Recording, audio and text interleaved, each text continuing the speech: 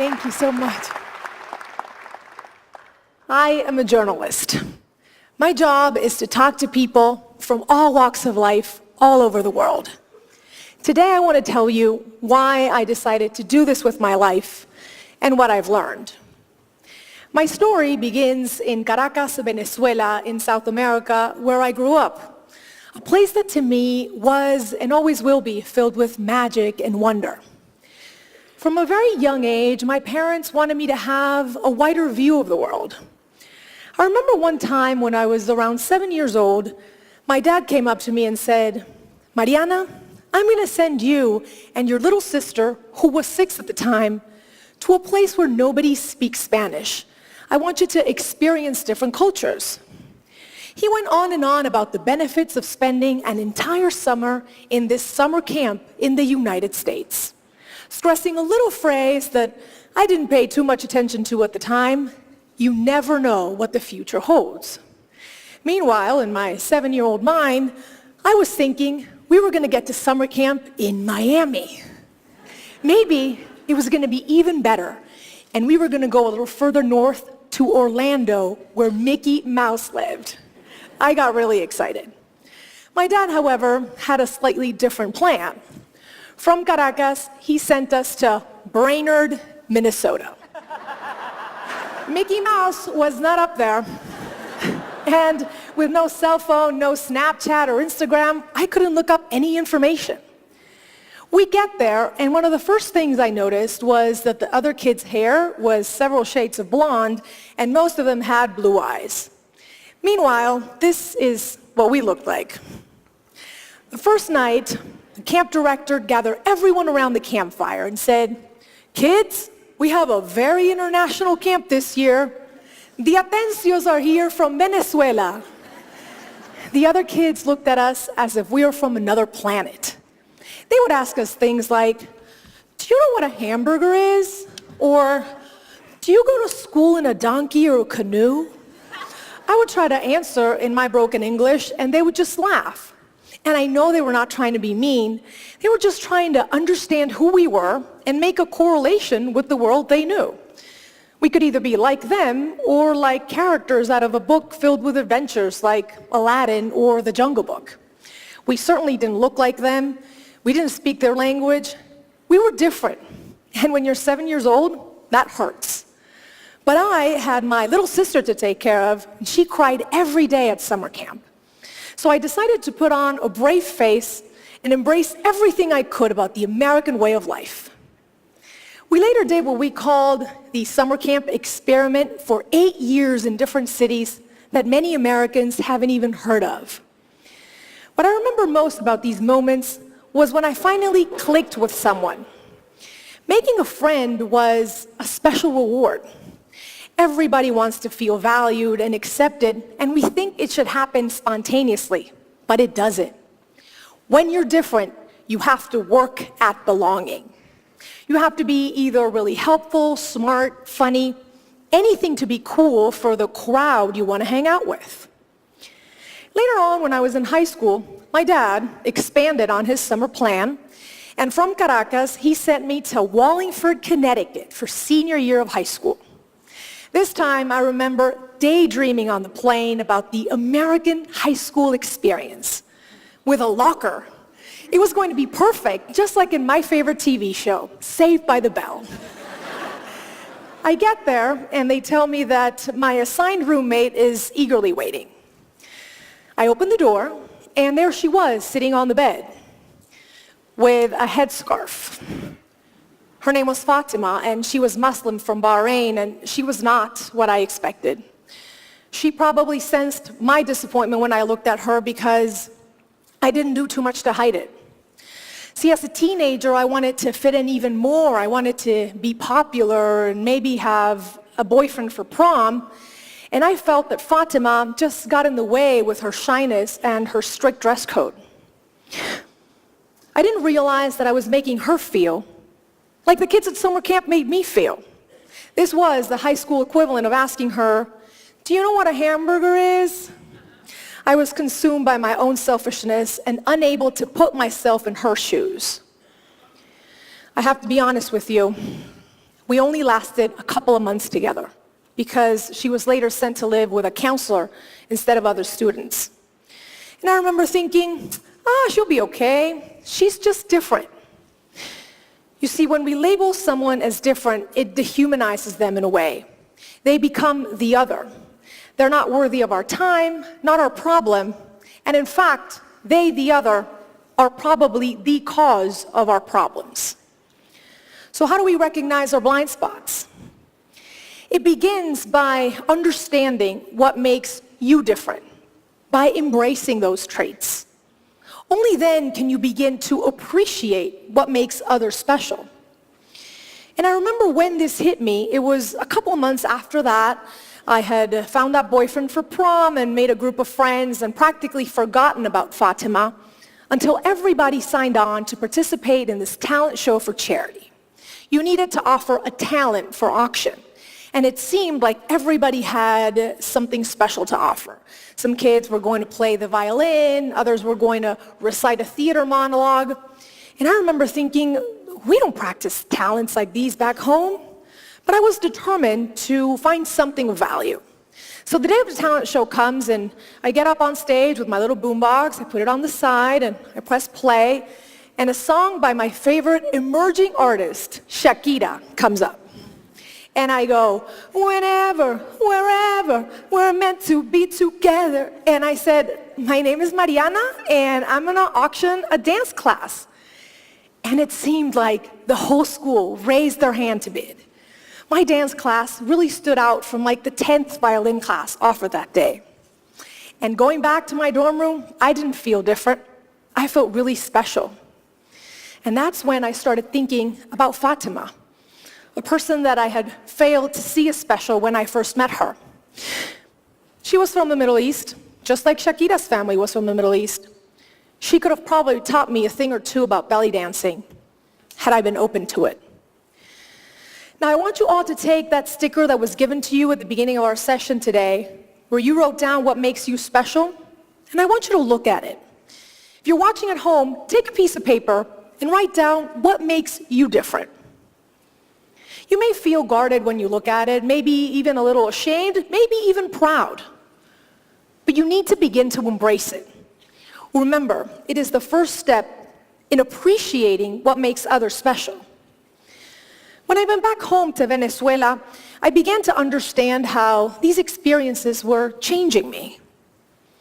Being able to speak different languages, to navigate all these different people and places, it gave me a unique sensibility. I was finally beginning to understand the importance of putting myself in other people's shoes. And that is a big part of the reason why I decided to become a journalist. Especially being from a part of the world that is often labeled the backyard, the illegal aliens, third world, the others.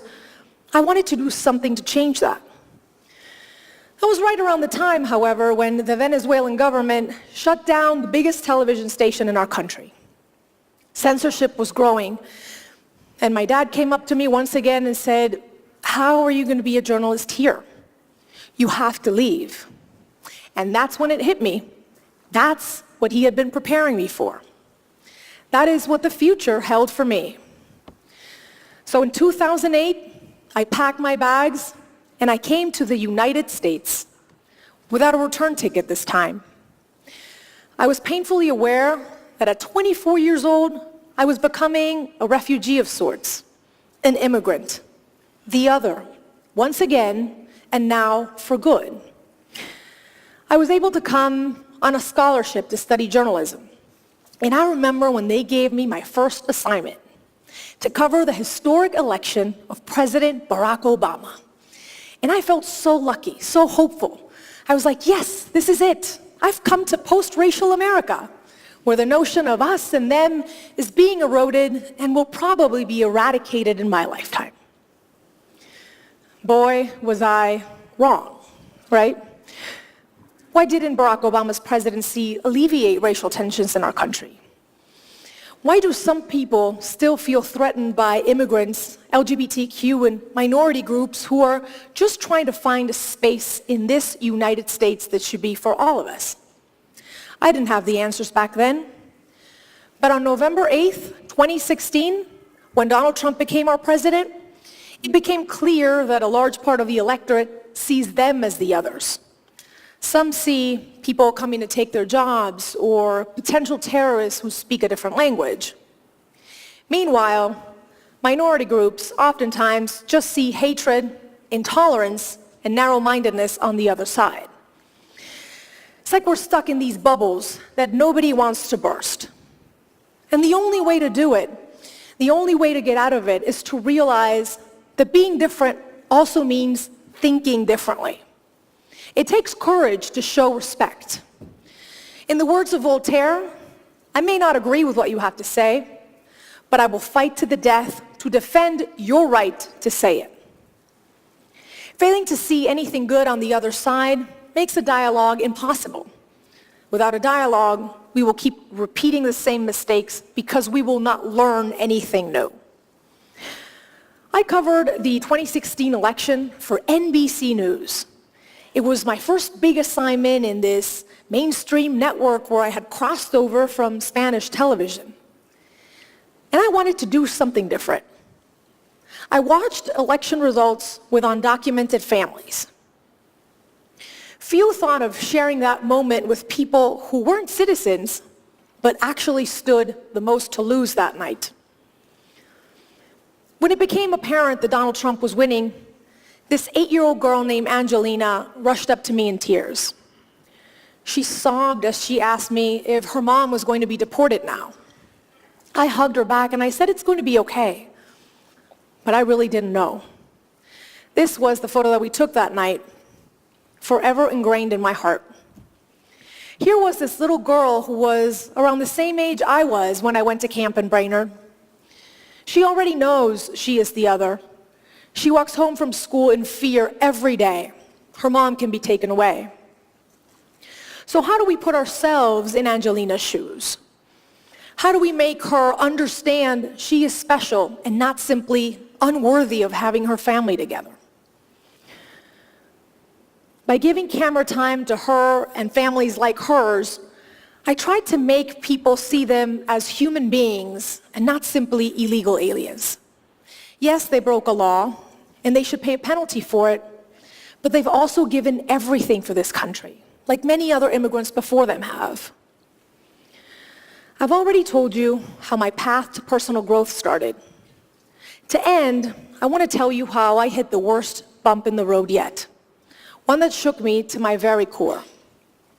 The day, April 10th, 2014. I was driving to the studio and I got a call from my parents.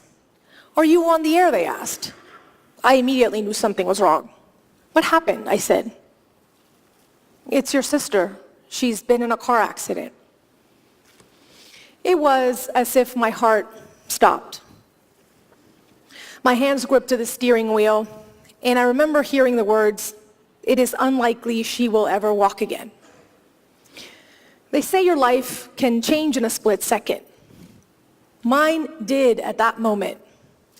My sister went from being my successful other half, only a year apart in age, to not being able to move her legs, sit up, or get dressed by herself. And this wasn't like summer camp where I could magically make it better. This was terrifying. Throughout the course of 2 years, my sister underwent 15 surgeries, and she spent most of that time in a wheelchair. But that wasn't even the worst of it. The worst was something so painful, it's hard to put into words even now. It was the way people looked at her, looked at us, changed. People were unable to see a successful lawyer or a millennial with a sharp wit and a kind heart. Everywhere we went, I realized that people just saw a poor girl in a wheelchair. They were unable to see anything beyond that. After fighting like a warrior, I can thankfully tell you that today my sister is walking and has recovered beyond anyone's expectations. Thank you. But during that traumatic ordeal, I learned there are differences that simply suck, and it's hard to find positive in them. My sister's not better off because of what happened. But she taught me you can't let those differences define you. Being able to reimagine yourself beyond what other people see, that is the toughest task of all, but it's also the most beautiful. You see, we all come to this world in a body.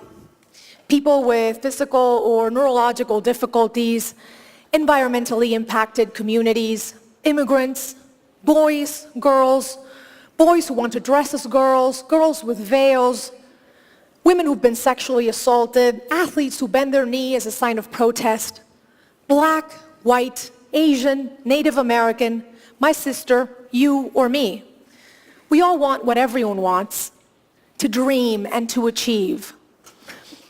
But sometimes society tells us, and we tell ourselves, we don't fit the mold. Well, if you look at my story, from being born somewhere different, to belly dancing in high school, to telling stories you wouldn't normally see on TV, what makes me different is what has made me stand out and be successful. I have traveled the world and talked to people from all walks of life. And you know what I've learned? The single thing every one of us has in common is being human. So take a stand to defend your race, the human race.